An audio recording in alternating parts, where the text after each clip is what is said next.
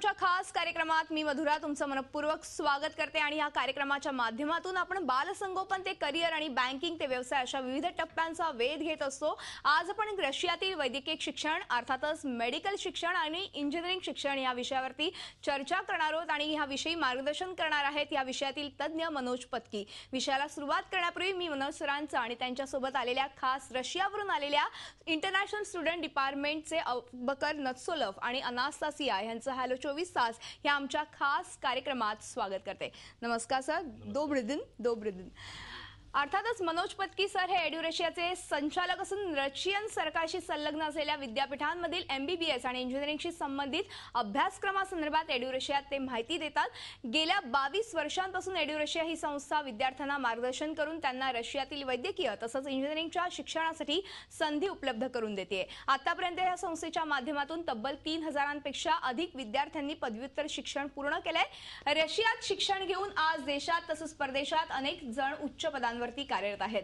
चला तर या कोर्स विषयी अधिक जाणून घ्या मनोज सरांकडून। पुन्हा एकदा स्वागत आहे मनोज सर। आणि अर्थातच आज आपण बघतोय की CET आणि नीट या संदर्भातला घोळ सध्या सुरू आहे आणि आज CET ची परीक्षा होतीये। विद्यार्थ्यांनी कुठेतरी विद्यार्थ्यांमध्ये संभ्रमाचरण उपलब्ध आहे याविषयी तुम्ही काय सांगाल? आणि हा घोळ तर आहेच पण विद्यार्थ्यांसाठी एक रशिया मधली एक संधी चालून आलेली आहे तुमच्या या निमित्ताने। नमस्कार। अगदी बरोबर म्हणालात तुम्ही। कारण कसं आहे की दरवर्षी गेले एवढे वर्ष आम्ही जेव्हा विद्यार्थ्यांना मार्गदर्शन करतो काही ना काही कारणास्तव विद्यार्थी आणि पालक हे दोघेही खूप टेन्शनमध्ये असतात या पूर्ण वेळेमध्ये। कारण वर्षानुवर्ष विद्यार्थी 2 वर्ष 3 वर्ष ह्या परीक्षेसाठी अभ्यास करत असतात आणि गेल्या वर्षी सुद्धा परीक्षा झाली होती। AIPMT ची 6.5 लाख विद्यार्थी अपियर झाले होते ऑल ओव्हर इंडिया। रिझल्ट लागायच्या आधी जस्ट गव्हर्नमेंटने डिक्लेअर केलं की मे बी ह्याच्यामध्ये काही कॉपी वगैरे झालेली आहे त्यामुळे पुन्हा ही परीक्षा पुन्हा घेतली जाईल पूर्ण आणि अख्खी प्रक्रिया पुन्हा करावी लागली। म्हणजे आपण अनेक वर्ष एक बघतोय जे आपल्या हातात नाहीये किंवा विद्यार्थ्यांच्या हातात नाहीये की विद्यार्थ्यांना कायम ह्याच्यासाठी एक टेन्शन असतं आणि ते काढण्यासाठी म्हणून आणि ज्याप्रमाणे अनेक वर्ष भारतातनं विद्यार्थी परदेशी जातात तसं कारण हे मुख्य आहे की आपल्या इथे सीट अत्यंत कमी आहेत। अगदी खरं आहे। विद्यार्थ्यांची संख्या प्रचंड आहे। WHO ने केलेल्या रेग्युलेशन्स नुसार भारतामध्ये काही लाख विद्यार्थ्यांचं शॉर्टेज आहे। नवीन सीट्स किंवा कॉलेजेस त्या प्रमाणात होत नाहीयेत आणि म्हणून भारत सरकारने एक बिल पास केलं पार्लमेंटमध्ये 2001 साली आणि तेव्हापासून मोठ्या प्रमाणावर विद्यार्थी हे परदेशी जाऊन शिक्षण घेतात एस्पेशली रशियामध्ये। तर आज जो काही आपल्याकडे घोळ आहे किंवा जे काही संभ्रम विद्यार्थी आहेत त्याच्यामध्ये एक मार्ग हा आहे की त्याच्यामध्ये त्यांनी जे काय आहे ते प्रयत्न इथे नक्कीच करावे पण एक भारत सरकारने तुम्हाला संधी दिलेली आहे आणि त्या संधीचा आज अनेक वर्ष अनेक विद्यार्थी फायदा घेऊन नुसतं परत भारतात नाही तर आज जगभर विद्यार्थी आम्ही पाठवलेले हे डॉक्टर होऊन प्रॅक्टिस करतायत। तर हा एक चांगला मार्ग आहे, याच्यामध्ये सोपा मार्ग आहे आणि ह्याच्यासाठी अनेक वर्ष जेव्हा आपण ही प्रोसेस करतो आहे रशियन डिपार्टमेंटचे लोक त्याप्रमाणे त्याच्यामध्ये इन्व्हॉल्व असतात, वेगवेगळे डिपार्टमेंट असतात। त्यामुळे असं नाहीये की हे काही कोण मेडिकल सीट कोणाला विकत नाही, ही एक प्रक्रिया आहे आणि प्रत्येक स्टेजला त्यांना मार्गदर्शन बरोबर मिळतं। हे बरोबर मार्गदर्शन मिळणं हे अत्यंत महत्त्वाचं असतं। मग त्याप्रमाणे कुठेही अडचण न येता विद्यार्थी पुढे सक्सेसफुल होतो। आणि अर्थातच हे मार्गदर्शन एड्युरेशियाच्या माध्यमातून गेली 22 ते 23 वर्ष तुम्ही करत आले आहात। आतापर्यंत हजारो विद्यार्थ्यांनी खरं तर एड्युरेशियाच्या माध्यमातून रशियामध्ये जाऊन वैद्यकीय शिक्षण घेतलेलं आहे। ते वेगवेगळ्या हॉस्पिटल्समध्ये दर्जेदार हॉस्पिटल्समध्ये आज कार्यरत आहेत।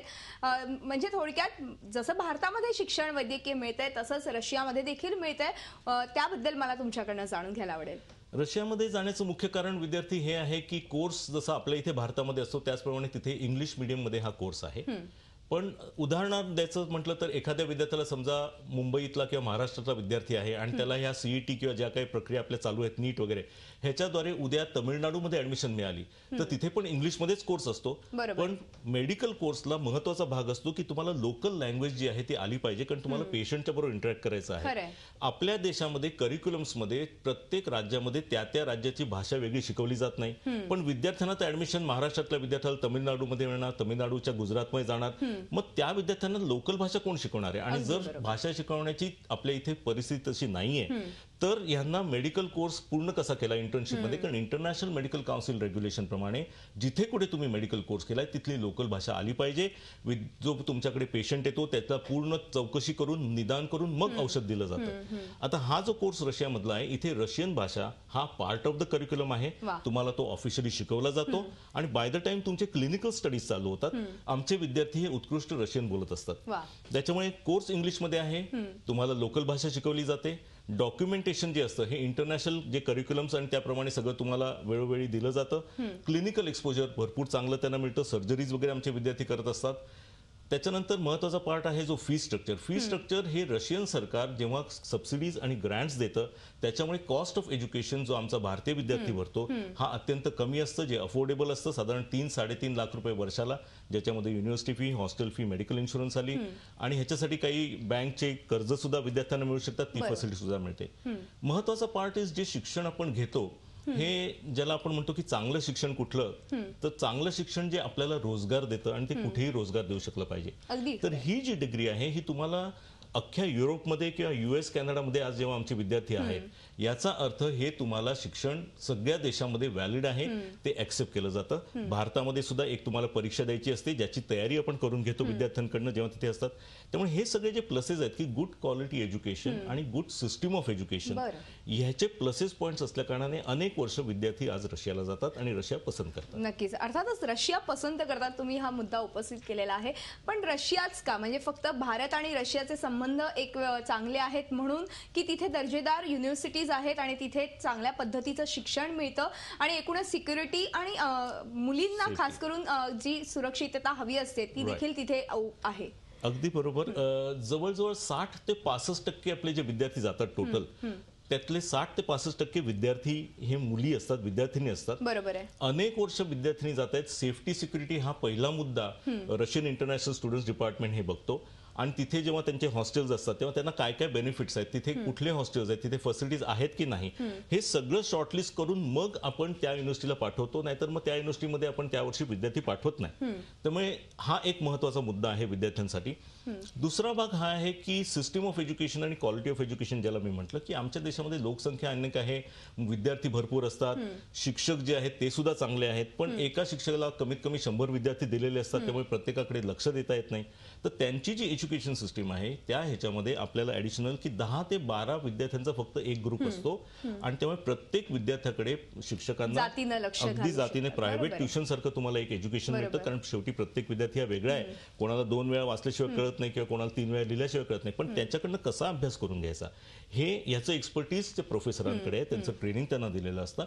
आणि हे प्लसेस जे आहेत, प्रत्येक विषयाची तुम्हाला साधारण 8 ते 10 वेळा परीक्षा घेतली जाते. त्यामुळे ओव्हरऑल क्रेडिट सिस्टीम असल्यामुळे विद्यार्थ्याला संधी आहे की एकच परीक्षा वर्षभरात घेतली 3 तासात, त्याच्यात तुम्ही वर्षभर काय केलं हे दाखवा. मग त्या दिवशी नेमका काहीतरी घोळ आहे, टेन्शन आहे, तर त्याच्याबरोबर त्यांना अप्लाय करता येत नाही माइंड. पण असं नाही की त्यांनी अभ्यास केला नव्हता किंवा हुशार नव्हता. पण समजा जर एखाद्या विद्यार्थ्याच्या बाबतीत तसं तिकडे होत असेल तर त्यांना ती संधी असते, कारण 10-12 संधी त्यांना मिळतात. एकदा तब्येत ठीक नव्हती, एकदा मनस्थिती ठीक नव्हती, राहिलेल्या 6-7 संधी ज्या असतात त्याच्यात त्यांना दाखवता येतं की आमची जी ऍप्लिकेशन आहे, जे आम्ही त्या विषयामध्ये त्यांना ते किती त्यांना प्रमाणात त्यांना संधी देतात, 6 ते 7 त्याच्यात त्यांना कंप्लीट दाखवतात. त्यामुळे ही एक चांगली एज्युकेशन सिस्टीम आहे ज्याच्यासाठी विद्यार्थी तिकडे जातात. अर्थातच ह्या एज्युकेशन सिस्टम बद्दल तर तुम्ही सांगितलंच, मात्र भारतात आता सध्या आपण बघितलं की सीईटी आणि नीटचा सध्या घोळ मोठ्या प्रमाणात बघायला मिळतोय.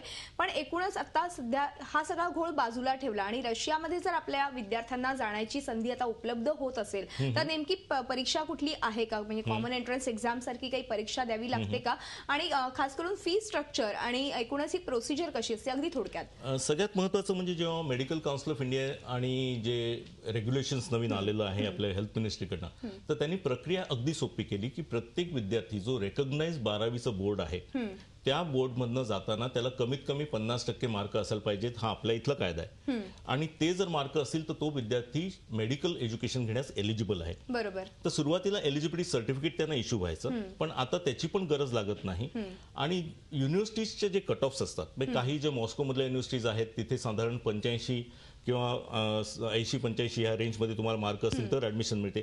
तसं तो तर कट ऑफ असतोच. त्यामुळे आपल्याला किती मार्क चांगले आहेत आणि त्याच्यावरनं कुठली चांगली युनिव्हर्सिटी आपल्याला सिलेक्ट करणार आहे हा निर्णय शेवटी युनिव्हर्सिटीचा असतो. पण एलिजिबिलिटी असल्या कारणाने एखाद्या विद्यार्थ्याला संधी जरी दिली तरी तिथे त्यांना जर चांगलं शिक्षण मिळतं त्याच्यामुळे विद्यार्थ्यांचा प्रोग्रेस चांगला होतो आणि त्यांना पुढे सक्सेस होतो. अर्थातच दिस इज मोस्ट फेवर्ड. अर्थात म्हणजे आपल्या सगळ्याच विद्यार्थ्यांना खरं तर भारतातल्याच एकूण विद्यार्थ्यांना रशियामध्ये जाण्याची उत्तम संधी आता चालून आलेली आहे आणि हा एड्यू रशियाच्या माध्यमातून तुम्ही देखील ही संधी गमावू नका, कारण की आपल्यासोबत मनोज सर आहेत या संदर्भात अधिक माहिती देतात. त्याचबरोबर आपल्यासोबत खास रशियावरनं 2 पाहुणे देखील आलेले आहेत, ते देखील आपल्याला या संदर्भात माहिती देणार आहेत. पण आपण एका छोट्याशा ब्रेक नंतर या दोघांकडून माहिती जाणून घेणार आहोत. कुठेही जाऊ नका, पाहत राहा आमचा खास कार्यक्रम हॅलो 24 तास.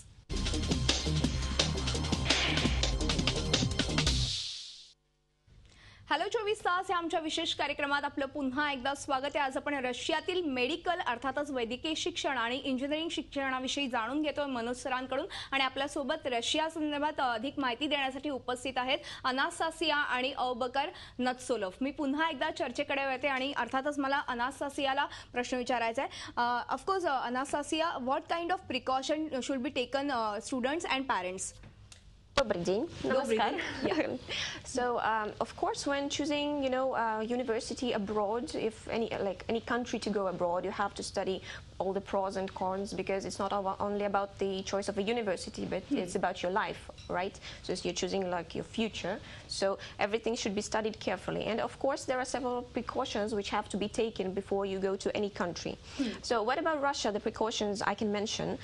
The first thing is fees, all right? So unfortunately, there are many unauthorized agents here in India and in many other countries actually, which do say you should pay all the fees at once before you go. It's like they are collecting the whole package of fees before you go for Russia here in Indian rupees. This never should happen like this. I should tell you that as per the Russian government regulations, all the fees should be paid by the applicant year by year through the bank. So those people who are coming to Russia for the first time, they should pay their full year fees for the first year, firstly, and then starting from second year and up to the year of their graduation, they can pay in installments, but still year by year. Because, in Russia, the fees are regulated by the government, and each year in around May, they are being discussed with the Ministry of Education, and so the Ministry of Education, together with the rectors, together with the admitting committee of the university, does decide the particular fee amount which a student has to pay. So you can never know in advance, like which total amount of the fees has to be taken. So this package thing which does exist here in India is not the right thing. So beware please of this one issue. The second issue is sometimes I feel very surprised about this, how people get trapped in a different country rather than Russia, like Kyrgyzstan, Tajikistan, Uzbekistan. Those were all countries of former Soviet Union. So sometimes I get kind of shocked. Don't you look at the map when going? So beware, this is the second thing I wanted to mention. अर्थातच अनास्तासियाने agent संदर्भात सांगितलं, कारण की fake agents खूप असतात आणि तुमचं त्यामुळे नुकसान होऊ शकतं. तर कुठल्याही फेक एजंटकडे न जाता तुम्ही एड्यू रशियामध्ये येऊन ह्या संदर्भातले काही प्रश्न असतील, काही शंका असतील किंवा तुम्हाला ऍडमिशन घ्यायची असेल तर सगळी प्रोसिजर एड्यू रशिया मार्फत करू शकता. आणि अर्थातच एड्यू रशियाचे संचालक आपल्यासोबत आहेत मनोज सर. मी पुन्हा एकदा मनोज सरांना विचारू शकते की अर्थात आपण बघितलं की मेडिकलच्या शिक्षणासाठी आज रशियामध्ये खूप चांगल्या संधी उपलब्ध आहेत, चांगल्या युनिव्हर्सिटी आहेत. मात्र एकूणच प्रोसिजरसाठी नेमकं कशा पद्धतीची ही प्रोसिजर असते, तुम्ही काय काय विद्यार्थ्यांना आणि पालकांना मदत करतात? राईट. जसं मेडिकल काउन्सिल ऑफ इंडियाने ह्याच्यासाठी कुठलीही प्राथमिक परीक्षा वगैरे असं काही ठेवलेलं नाहीये. त्यामुळे विद्यार्थ्याला ऍडमिशनसाठी आम्ही पहिल्यांदा त्याची एक असेसमेंट करतो की त्यांनी कुठल्या बोर्डनी त्यांनी ऍडमिशन 12वी केलेलं आहे, त्याचे मिनिमम मार्क्स एवढी एलिजिबिलिटी आहे का. त्याच्यानंतर हे सगळं झाल्यानंतर युनिव्हर्सिटीकडे डॉक्युमेंटेशन आम्ही पाठवतो. आम्ही हे पण करतो की विद्यार्थी इथनं जायच्या आधी त्यांची पूर्ण तयारी करून घेतो, कारण हे सगळे 17-18 वर्षाची मुलं मुली असतात. बऱ्याचदा हॉस्टेलमध्ये वगैरे राहिलेले नसतात, घरी राहत असतात आणि त्यांचा फोकस हा 12वीवरती असतो. त्यामुळे उगाच काहीतरी माहिती सांगून एक तू अजून क्लास करतो, your English should be on higher level. त्याच्यानंतर आमच्याकडे टीचर्स आहेत जे रशियन भाषा मुलांना इथनं जायच्या आधी शिकवतात. त्यामुळे तुम्हाला इथनं निघताना वाचता येतं, बेसिक तुम्हाला कम्युनिकेशन करता आलं पाहिजे, तुम्ही तिथे जाताना सुद्धा ह्याची तयारी करून घेतो. त्याच्यानंतर काही काही ओरिएंटेशन आम्ही त्यांना देतो की तुमचे पालक तुमच्यासाठी आजपर्यंत काय काय करत आले, तुम्हाला ह्याच्या पुढे काय जबाबदारी आहे, तिथले शिक्षक तुमच्याकडनं कुठल्या पद्धतीच्या अभ्यासाची अपेक्षा करतात, तिथला अभ्यास कसा असतो, हे सगळ्याचे आम्ही त्यांना ओरिएंटेशन देत असतो वेळोवेळी. म्हणजे इन्क्लुडिंग की बाबा जाताना तुम्हाला किती मोठी बॅग घेऊन जायची, तिथे हवामान कसं आहे, त्याचे कपडे काय घ्यायचे, आई बॅग भरणार नाहीये, तुम्हाला तुमची बॅग घेऊन तयारी करायची. अनेकदा आपण हे सुद्धा बघतो की परदेशी जेव्हा विद्यार्थी जातो, म्हणजे इव्हन समटाइम्स आमच्याकडे IIT मधले पण विद्यार्थी येतात आणि समजा कुठल्या तरी देशामध्ये त्यांना स्कॉलरशिप्स मिळालेले असतात, तर आम्ही विद्यार्थ्यांना सांगतो की तुम्हाला भारतीय पद्धतीचं जेवण दुसरीकडे कुठे मिळत नाही. आणि जर एखाद्या विद्यार्थ्याला जेवण आपल्या पद्धतीचंच पाहिजे असेल तर चक्क तुम्हाला जेवण स्वतः करता आलं पाहिजे. अगदी खरं. आता या नीट किंवा या सगळ्या परीक्षेद्वारा तुम्ही परत एकदा मी उदाहरण देतो की महाराष्ट्रामधला विद्यार्थी जो आहे त्याला तमिळनाडूत ऍडमिशन मिळाली, जसं एक ख्रिश्चन मेडिकल कॉलेज म्हणून तिथलं फेमस कॉलेज आहे, अगदी विद्यार्थी खूप त्याच्या मागे लागून अभ्यास करत असतात, जसं IIT मध्ये इंजिनिअरिंगला तसं. पण समजा उद्या या युनिव्हर्सिटीमध्ये आपल्याला ऍडमिशन मिळाली तर आपल्याला तमिळनाडूला जावं लागेल. मग महाराष्ट्रामधल्या विद्यार्थ्याला झुणका भाकर कोण देणार आहे का तमिळनाडूमध्ये? तर तिथलं शिक्षण तिथलं खाणं वेगळं आहे, तिथे 3 पद्धतीचा भात खातात. आपल्याला रशियामध्ये कोणीही आपल्याला जेवण आपल्या पद्धतीचं देत नाही. पण बऱ्याचदा आम्ही हे पण बघतो की काही लोक ऍडव्हर्टिजमेंट करतात भारतीय पद्धतीचं जेवण तिथे मेस आहे. हे सगळं असं काय नाहीये. त्यामुळे विद्यार्थ्याला डिस्करेज करून काहीतरी करून सांगण्यापेक्षा किंवा खोटी माहिती देण्यापेक्षा आम्ही त्यांना तयार करतो की तुम्हाला ह्या गोष्टी करायला लागतील. आज जेव्हा 6 वर्ष आपण तिथे राहणार, you are like an ambassador for this country, आपलं वागणं कसं असायला पाहिजे, या पद्धतीने सगळं त्यांना ग्रूमिंग करून त्यांना आम्ही तयार करतो. महत्वाचा भाग आहे की ही डिग्री जेव्हा रजिस्टर होते भारतामध्ये आल्यावरती तेव्हा त्यांना एक स्क्रीनिंग टेस्ट नावाची परीक्षा द्यावी लागते. तर सध्या गेल्या 3-4 वर्षापासून आपल्याकडे काही स्पेशल डॉक्टर्स आहेत जे विद्यार्थ्यांना, आपले विद्यार्थी रशियामध्ये असताना त्यांना तिथे ट्रेनिंग दिलं जातं आणि ह्या परीक्षेची तयारी पूर्ण केली जाते. कारण या परीक्षेबद्दल पण काही फॉर एक्झाम्पल गैरसमज आमच्या कानावर येतात. बरेचसे लोक सांगतात की या परीक्षेला विद्यार्थी क्लिअर होत नाही. मी इथे विद्यार्थी पालकांना ह्याचं असं सांगू शकतो म्हणजे की more than 600 to 700 विद्यार्थी जे आपल्या ऑफिसमधून जातात दरवर्षी.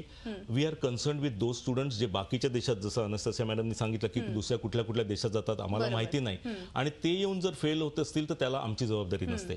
पण आम्हाला माहिती आहे की हे शिक्षण इथे चांगलं नसणारच आहे. कारण बरेचसे आपण बघतो आज ऍडव्हर्टिजमेंट येतात आणि काही देश तर असे सुद्धा आहेत, म्हणजे म्हणून त्यांनी सांगितलं की तुम्ही थोडं रिसर्च करा. काही देश असे जे ऍडमिशन देतो म्हणून कोण सांगतं ते 6-7 हजार बेटांचा एक देश आहे. मग तुमच्या त्या बेटावरती, कुठल्या बेटावरती तुमच्या मुलाला किंवा मुलीला पाठवणार आहे, तिथे शिक्षण चांगलं आहे की नाही, किती हजार लोक करून आलेली आहेत आजपर्यंत, याचा एक पालकांनी विद्यार्थ्यांनी अभ्यास करावा.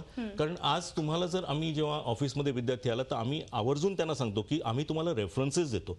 आज जे माझे विद्यार्थी आहेत इथली मुंबईतली टॉप कॉलेजेस आहेत, तमिळनाडू मधली आहेत, दिल्ली मधले जे आहेत, राम मनोहर लोहिया हॉस्पिटल, या सगळ्या ठिकाणी आहेत, अमेरिका, कॅनडा, ऑस्ट्रेलिया या ठिकाणी आहेत. म्हणजे डेफिनेटली चांगलं शिक्षण तुम्हाला मिळतंय, तुमची तयारी चांगली झालेली आहे. तर ह्याचा अनुभव विद्यार्थ्यांनी घ्यावा, रेफरन्सेस नक्की विचारावे की किती विद्यार्थी करून आले, त्यांचा अनुभव काय होता आणि मग आपण पुढे जाऊ शकतो. नक्कीच नक्कीच. सर, मला इंजिनिअरिंग विषयी देखील तुम्हाला विचारायचं पण एका छोट्याशा ब्रेक नंतर. तेव्हा हॅलो 24 तास मध्ये वेळ झाली एका छोट्याशा ब्रेकची. कुठेही जाऊ नका, पाहत राहा आमचा खास कार्यक्रम हॅलो 24 तास.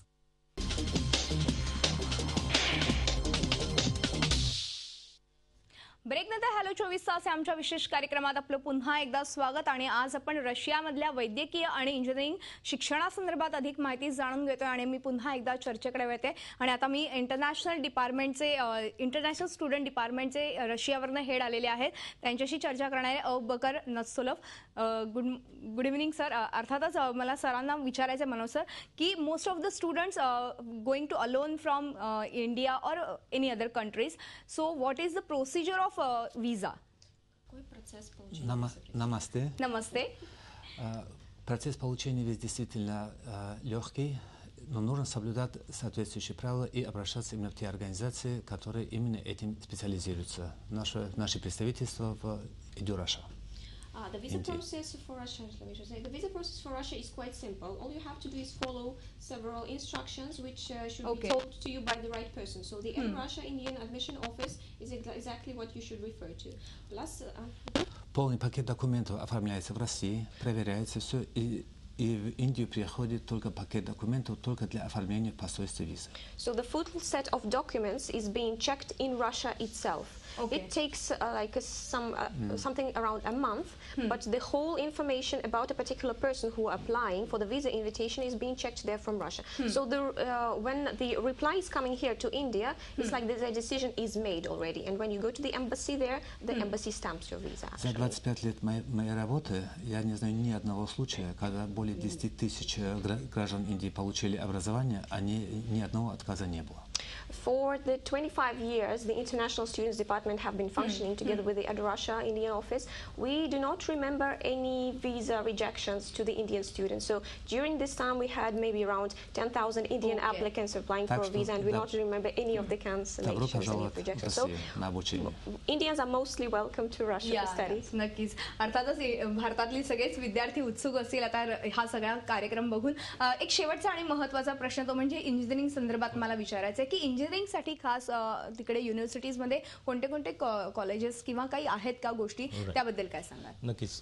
विद्यार्थ्यांना अनेक वेळा असं वाटतं की मेडिकलसाठीच फक्त विद्यार्थी रशियाला जातात, पण जसं मी थोडंसं रिफ्रेश करू इच्छितो की तुम्ही जर IIT मुंबईच्या वेबसाईटवरती गेलात तरी तुम्हाला कळेल की IIT ही इथे रशियन सरकारने सेटअप केलेली आहे. म्हणजे ज्याच्यासाठी आपण एवढे वर्ष कोचिंग करतो, त्याच्यानंतर परीक्षा देतो, तीच IIT मध्ये ऍडमिशन जर पाहिजे असेल तर ज्या युनिव्हर्सिटीजनी IIT इथे सेटअप केली आहे त्या युनिव्हर्सिटीजमध्ये तुम्हाला ऍडमिशन मिळू शकते. आणि ह्याच्यासाठी पण आपण एडु रशियामध्ये संपर्क करू शकता. अनेक विषय जे आहेत जे इथे बरेचशा कोर्सेस इथे नाही आहेत किंवा सीट्स डिफिकल्ट आहेत. Aerospace engineering, aeronautical engineering, mechanical engineering या सगळ्या कोर्सेससाठी विद्यार्थी जातात.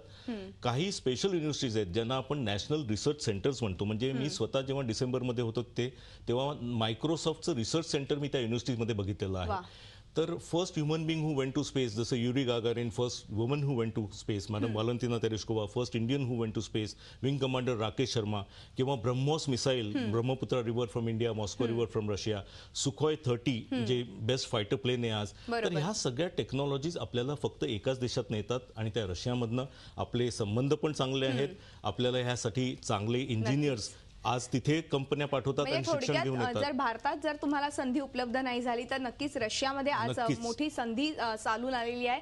सीईटी किंवा नीट या संदर्भातला घोळ तर हा चालूच राहणार आहे. मात्र तुम्हाला रशियामध्ये देखील आता संधी उपलब्ध होते. वैद्यकीय असेल किंवा अभियांत्रिकी असेल, तुम्ही जरूर या एडु रशियाशी संपर्क साधू शकता.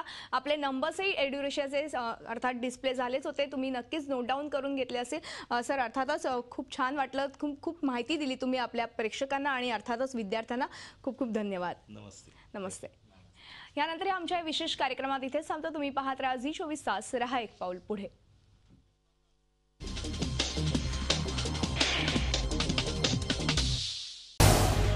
झी24 तास, रहा एक पाऊल पुढे.